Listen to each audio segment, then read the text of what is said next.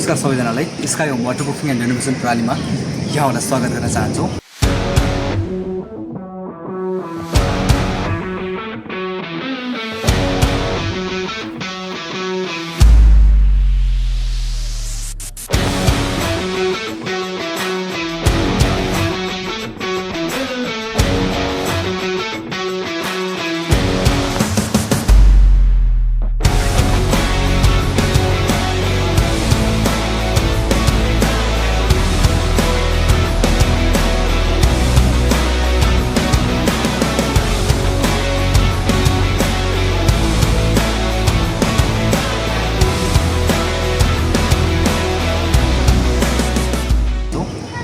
अहिले चाहिँ हामी यो थानकोट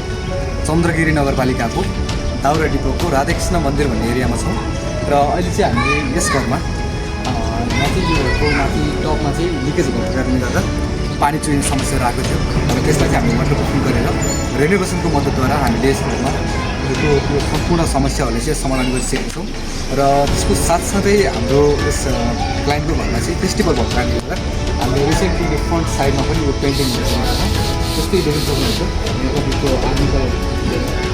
तपाईँको साइडमा त्यसरी त्यो मार्बलहरू राखेको छ, टाइलहरू राखेको छ र बाँकी यो सबै एरियाहरूमा चाहिँ हामीले